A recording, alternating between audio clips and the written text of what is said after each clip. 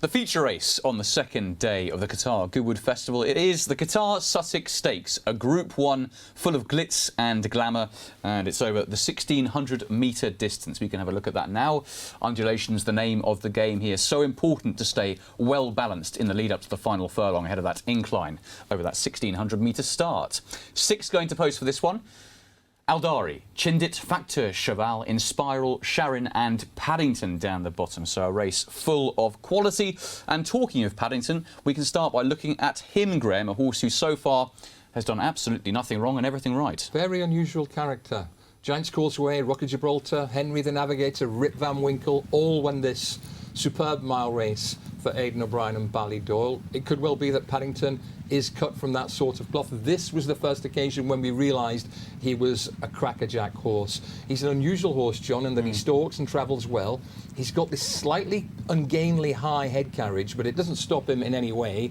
And from this day forward, he has looked a mighty difficult miler to beat. Yeah, indeed, and he went up to 10 furlongs, obviously, and he's now come back to the mile. But if you look at his breeding, I mean, he could easily go 1.5 miles as well. He showed a really good turn of foot off a fairly pedestrian gallop here to sprint away from them in the Irish 2,000 guineas, and obviously up in trip subsequently in the Eclipse, he was tremendous too. You see what I mean about that head carriage, Tom? It's slightly upright. It's more like, you know, the great 200 and 400 metre runner Michael Johnson, a little bit like that. Michael got a lot of gold medals, so has this fella, and after the Curragh, he went for a showdown with the English 2,000 guineas winner Chaldean in the St James's Palace Stakes, and he was the governor from a fair way out. He certainly was. They often say if you're brilliant, you have to have a few quirks, and Paddington certainly has got those.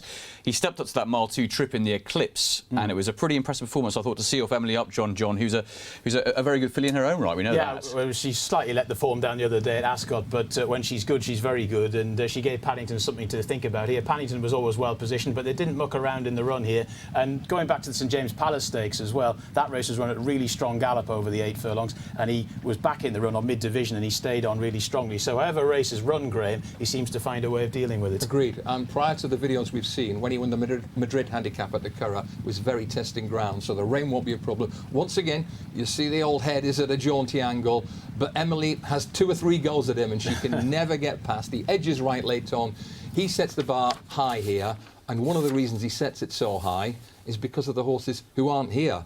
I'm talking about Nostrum, I'm talking about Chaldean, I'm talking about the Queen Anne winner Triple Time. So his main rivals may be at home in the boxes while he's on his way to Goodwood. Absolutely. His biggest danger could easily turn out to be Inspiral, who has managed to escape and evade our cameras over the last 18 months or so.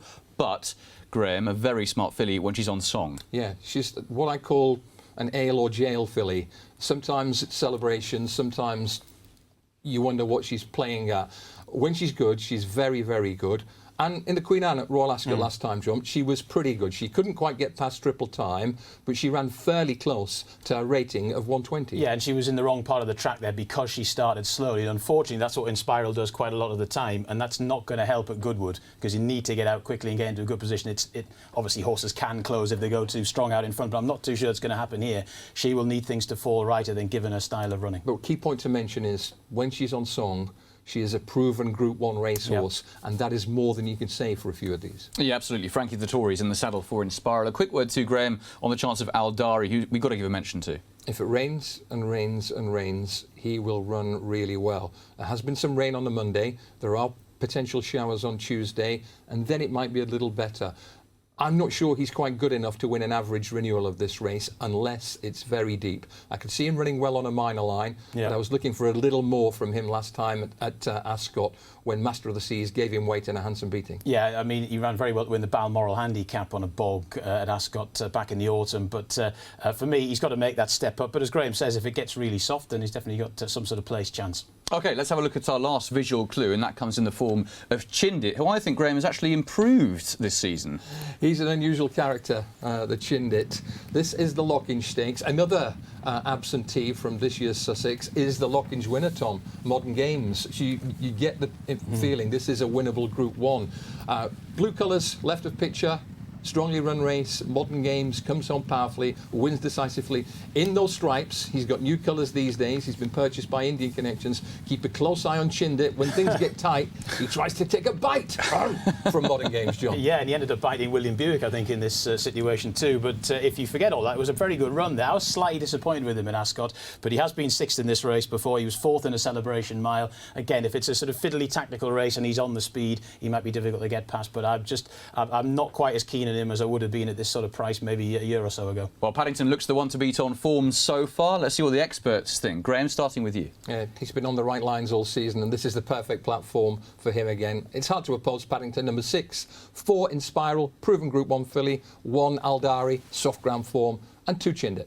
And John? Yep, 6 Paddington, he's frightened them all off, and I think he'll win. He's a tremendous 3-year-old. In Spiral, for all the reasons that Graham gave, as I say, he's not ideal at the track for her, but I think she'll go very well. Aldari, if it gets really soft, and Factor Cheval as well, if it gets very soft. Got lots of really good form over in France in very, very deep conditions. OK, and Paddington for me as well. Can't wait to see him in action in the feature race on the card. That is the Group 1 Sussex Stakes.